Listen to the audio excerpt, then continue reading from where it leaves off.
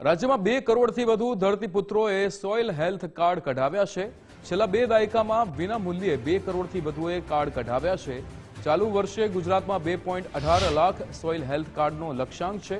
ત્યારે ભાવનગરના ખેડૂત હિરણભાઈનો ખાતરનો વપરાશ 370 કિલો ઘટ્યો છે। ખાતરના વપરાશના ઘટાડા સામે ઉત્પાદનમાં 40% વધારો થયો છે। હિરણભાઈની આવકમાં વધારો થયો છે અને ખર્ચમાં ઘટાડો નોંધાયો છે। સોઇલ ટેસ્ટિંગ માટે 22 લેબ કાર્યરત છે। 12 તત્વોનું પરીક્ષણ થાય છે। સોઇલ હેલ્થ કાર્ડની ભલામણ અનુસરતા જમીન વધુ ફળદ્રુપ બની છે। સોઇલ હેલ્થ કાર્ડ ખર્ચ ઘટાડવા અને આવક વધારવામાં મદદરૂપ થાય છે।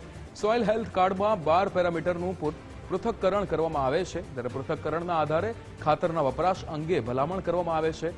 ખાતરનો બિનજરૂરી વ્યય અટકે છે અને જમીન સ્વસ્થ રહે છે।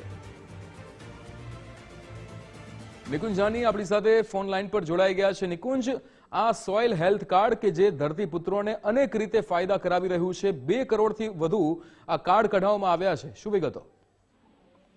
તત્કાલીન મુખ્યમંત્રી નરેન્દ્ર મોદીએ ગુજરાતની અંદર સોઇલ હેલ્થ કાર્ડની શરૂઆત કરાવી હતી અને તે બાદ હવે એ આંકડાઓ સામે આવ્યા છે કે ગુજરાતમાં છેલ્લા 2 દાયકામાં 2.23 કરોડથી વધુ જે ખેડૂતો છે તેને વિના મૂલ્યે સોઇલ હેલ્થ કાર્ડ જે છે તે ઇસ્યુ કરાવ્યા છે અથવા તો પોતાના જમીનનો હેલ્થ સર્વે સોઇલ હેલ્થ કાર્ડના સ્વરૂપમાં તેમને કરાવ્યું છે।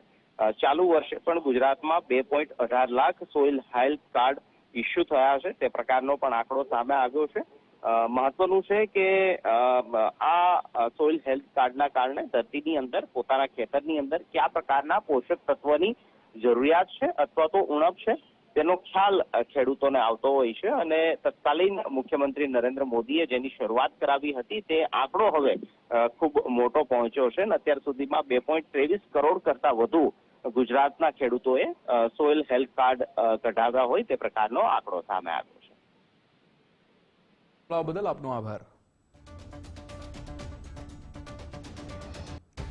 તો અહીંયા સોઇલ હેલ્થ કાર્ડ કે જેના થકી ધરતીપુત્રોને અનેક રીતે ફાયદો થઈ રહ્યો છે, તે પ્રમાણે ખાતર કેટલું નાખવું જોઈએ, ખાતરનો બિન જરૂરી વ્યય પણ અટકે છે, જમીન સારી રહે છે, જમીનને સ્વસ્થ રાખવામાં પણ ઘણો ફાયદો મળે છે અને સાથે જ ખેડૂતોની આવકમાં પણ વધારો થઈ રહ્યો છે।